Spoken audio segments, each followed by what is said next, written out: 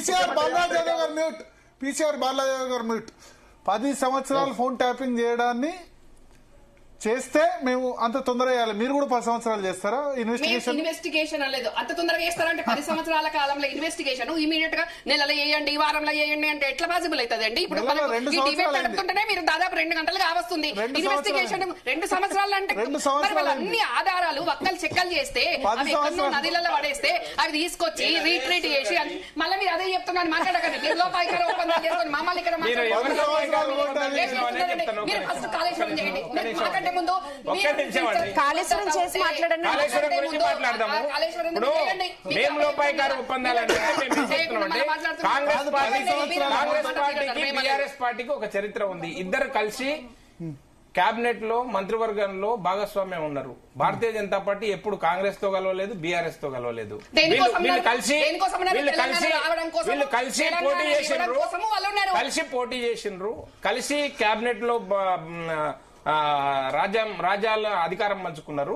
అధికారం పంచుకున్న తర్వాత ఎవరికి వారు ఎజెండా ఎత్తుకున్నారు, పోయినరు. మేము ఎందుకు చెప్తా ఉన్నామనంటే ఇప్పుడు చిన్న స్థాయి కార్యకర్త మీరు బీఆర్ఎస్ పార్టీలో చూడండి, ఒక నెరేటివ్ బిల్డప్ చేశారు. చిన్న స్థాయి కింది స్థాయి నాయకుల దగ్గర నుంచి కేసీఆర్ వరకు ఇవి లొటపీస్ కేసులు అంటారు. దమ్ముంటే చర్యలు తీసుకోండి అంటారు, దమ్ముంటే ప్రూవ్ చేయండి అంటారు, దమ్ముంటే విచారణ చేయండి అంటారు, దమ్ముంటే మమ్మల్ని జైల్లో పెట్టండి అంటారు.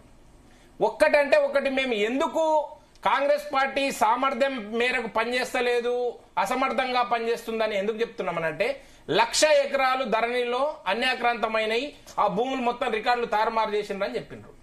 బీఆర్ఎస్ ప్రభుత్వం అవకతవకలకు పాల్పడితే రేవంత్ రెడ్డి ప్రభుత్వం వచ్చిన తర్వాత ఆ అన్యాక్రాంతమైన 1,00,000 ఎకరాల భూములలో 1 ఎకరానన్నా వీళ్ళు రికవరీ చేసిండ్రా అండి? ఎవరినన్నా బాధ్యం చేసి వాడిని జైల్లో పెట్టినరా అండి? ఎందుకు క్రిమినల్ కేసులు పెట్టలేదండి? ఎందుకు ప్రొసీడింగ్స్ ముందుకు పోతలేవు? అంటే మేము ఎందుకు చెప్తున్నాం లోపాయికార ఒప్పందాలు అంటే ఆ 1,00,000 ఎకరాల్లో మీరు 50,000 ఎకరాల్లో 20,000 ఎకరాల్లో దొబ్బుకోవడం కోసం ప్రయత్నం చేస్తున్నారు కాబట్టి మీరు లోపాయికార ఒప్పందాలు కుదుర్చుకున్నారు. అందుకనే విచారణ ముందుకు పోతలేదు, అందుకనే చర్యలు శూన్యము అని చెప్తున్నాం. ఇప్పుడు మీరు కూడా ఈడీ రైట్స్ తో భయపెడతారని క్రాంతి గారు అన్నారు. ఈడీ రైట్స్ తో భయపెడతారని క్రాంతి గారు అన్నారు. మేమేమంటున్నామనంటే మీరు ఈ ప్రభుత్వము చెప్పిన అంశాల పక్కకు తప్పి మేము ఒక్కటంటే ఒకటి కొత్త ఆరోపణ చేసినామా? రేవంత్ రెడ్డి గారు అప్పుడు మాట్లాడిన మాటల్ని మేము ఉటంకిస్తున్నాం. రేవంత్ రెడ్డి గారు ఏదైతే ఆరోపణలు చేసినామో మేము అవే చెప్తున్నాం, అవి జరిగినవి అని చెప్పి మేము చెప్తున్నాము, వారు చెప్పారు. ఎందుకు మీరు ఆ సీట్ లో కూర్చున్నారు కదా? ఇప్పుడు చర్యలు తీసుకునే విచారణ వేగవంతం చేసి చర్యలు తీసుకునే సీట్ లో కూర్చున్న తర్వాత మీకెందుకు ఈ అసమర్థంగా పనిచేస్తున్నారు? అందుకనే ఇక్కడ అనుమానాలు వస్తున్నాయి. అంటే మీరు లోపాయికార ఒప్పందాలు కుదుర్చుకున్నారు. అందుకనే ప్రభుత్వంలో జరిగిన ప్రతి అవకతవక కార్యక్రమంలో ఈ రోజు బాధ్యత వహించాల్సిన అవసరం ఎవరికి ఉంది? కాంగ్రెస్ పార్టీకి ఉంది. కాంగ్రెస్ పార్టీ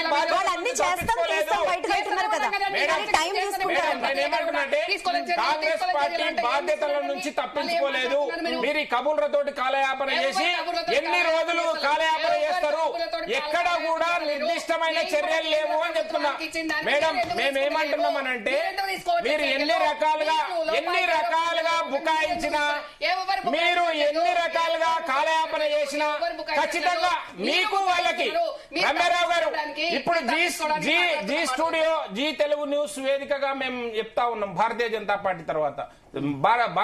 పార్టీ తరఫున గడిచిన బీఆర్ఎస్ ప్రభుత్వంలో జరిగిన అవకతవకలు, ఇప్పుడు జరుగుతున్న 5 సంవత్సరాల్లో రేవంత్ రెడ్డి గారి ప్రభుత్వంలో జరుగుతున్న అవకతవకలు అన్నింట్ల మీద తక్షణ విచారణ చేస్తాం. భారతీయ జనతా పార్టీ అధికారంలోకి వచ్చినాక ఎవరిని వదిలిపెట్టాం. ఎందుకు అంటే ఒక విషయం చెప్తా భరత్ గారు, ఈ రోజు పొంగులేటి సుధాకర్ రెడ్డి మీద ఆరోపణలు వచ్చినాయా లేదా? ఎవరు ఆరోపణ? పొంగులేటి శ్రీనివాసరెడ్డి గారి మీద. ఆయన కొడుకు పోయి ల్యాండ్ గ్రాబింగ్ చేస్తాడు. కొండా సురేఖ గారి ఇంటి మీదకి ఈ రేవంత్ రెడ్డి ప్రభుత్వంలో ఉన్న టాస్క్ ఫోర్స్ పోలీసులు పోతారు, వారి మీద చర్యలు లేవు. తుపాకులు పెట్టి వసూలు చేస్తున్నారు, 100 కోట్ల సెటిల్మెంట్ చేశారు.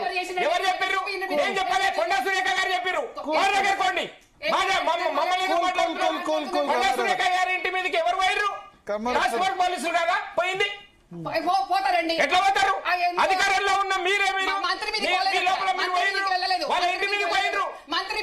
కోసం వెళ్ళలేదు.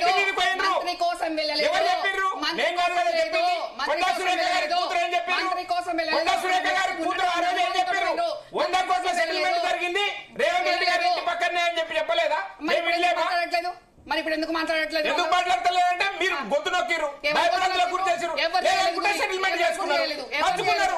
దొంగలు దొంగలు పెట్లు పంచుకున్నట్టు రేవంత్ రెడ్డి గారి ప్రభుత్వంలో ఉన్న మంత్రులందరూ ఈ రోజు అవినీతి పాల్పడుతున్నారు. వాళ్ళ అవినీతి పరులు అని చెప్పి గద్దె దిస్తే మహా అవినీతి పరులు వచ్చి గద్దె మీద కూర్చున్నారు. అది తెలంగాణ సమాజం యొక్క దుస్థితి. ఈ రోజు ఏం చేస్తున్నాము? ఎన్ని రకాల అవినీతులు చేసిర్రు, ఎన్ని రకాల అవినీతులు చేసిర్రు. ఈ రోజు టెండర్లు ఎందుకు రద్దు చేసిర్రు? నైని కోల్ బ్లాక్ టెండర్లు ఎందుకు రద్దు చేసిర్రు? ఏమి అవినీతి జరగకపోతే ఒక పేపర్ లో వచ్చిన కథనం మీద ఆధారపడి ఏమి సమీక్ష లేకుండా, ఏమి చర్చ లేకుండా, క్యాబినెట్ లో నిర్ణయాలు లేకుండా ఏకపక్షంగా టెండర్లు రద్దు చేసినా లేదా అవినీతి జరిగిందా లేదా, అక్రమాలు జరిగినా లేదా? మరి మేము ఇస్తాం ఆధారాలు, మీరు కూడా చర్యలు తీసుకోండి. కేంద్ర ప్రభుత్వం ఏమి ఇయ్యరు, ఎందుకు మీరు పంచుకుంటున్నారు, దోచుకుంటున్నారు, వాళ్ళు దోచుకున్న సొమ్మును మీరు దాచుకుంటున్నారు.